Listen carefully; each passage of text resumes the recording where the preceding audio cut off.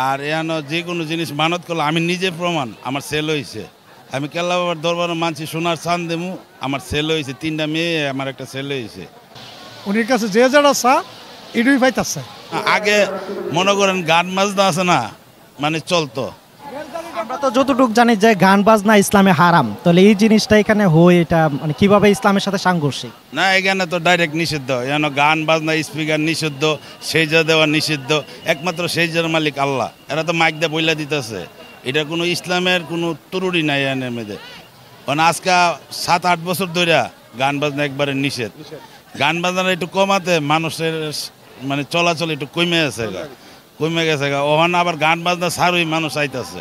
আমরা যতটুক লোকমুখে এবং মিডিয়ার মাধ্যমে জানছি যে এখানে গাঁজা টাজা এইরকম মানে নিষিদ্ধ জিনিসগুলা খাওয়া হয়, এটা আসলে কি ঠিক কিনা মানে বা করে কিনা? না, গাঞ্জা মাঞ্জা এখানে নিষেধ। গাঞ্জা পাইলে পুলিশ আছে ডিউটি, দইরা লইয়া যাবো। গাঞ্জা মাঞ্জা ইয়ানের মধ্যে কোনো ইতা নাই। গাঞ্জা মাঞ্জার কোনো দরকার। কেলাসুয়া সিলেট থেকে শাহজালাল এমিনী রহমতুল্লাহ আলাই উনি আসছিল 360 জন আউলিয়া নিয়া। যখন বড় গোবিন্দ রাজা গন্ডগোল করার পরে তারা উলঙ্গ নারী বাইর করে দিল। তারা শরীয়তের লোক ছিল, তারা দেখে নেয়। তখন তার নিজের কল্লা নিজে কাইটা ফেলাইছিল। তার কল্লা বাঁচতে এই যে এখানে আসছে, জাউলা নৌকার মধ্যে আসছে। জাউলা নৌকায় পাইছে, মোহাম্মদ রসুল্লাহ বলছে। বলার পরে তারা মুসলমান হয়ে গেছে। যত আছে সব জাউলাবর্তী ছিল। হ্যাঁ, তারা সব হিন্দু ছিল, হিন্দুর সব মুসলমান হয়েছে। মুসলমান হইয়া তারা এখানে ইসলাম প্রচার করছে। এখানকে সবই এখন কেলাসুর এইভাবে আসছে। আল্লাহ কোরআনে সূরা ইউনূসের মধ্যে বলছে, আলা ইন্না আউলিয়া আল্লাহি লা খাউফুন আলাইহিম ওয়া লাহুম ইয়াহজানুন। যারা হক্কানি উলিয়া হবে তারা কোনো বিষয়ে চিন্তিত হবে না, দুঃখিত হওয়ার কোনো কারণ নাই, দুনিয়ায়ও না আখিরাতেও না। আল্লাহ সূরা তাওবার মধ্যে বলতেছেন, ইয়া আইয়ুহাল্লাযিনা আমানু ইত্তাকুল্লাহ ওয়া কুনু মাস সাদিকিন। তোমরা সত্যবাদীদের সঙ্গী হও। এখন এইখানে হাজার হাজার লোকের ভিড় সমাবেশ, লক্ষ লক্ষ লোক আসতেছে।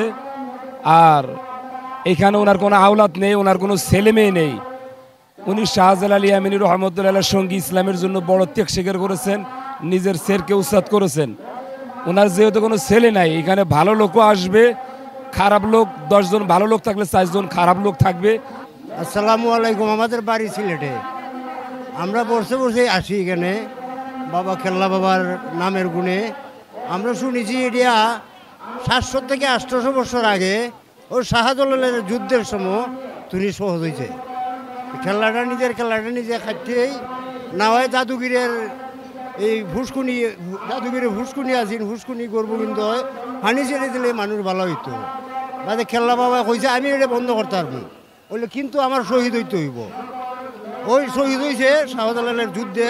শহীদ হয়ে খেলাটা সুরমা নদীতে ফালাইয়া সে নদী দেওয়া না আকাশে উঠছে, এটা তো আর আমরা দেখছি না।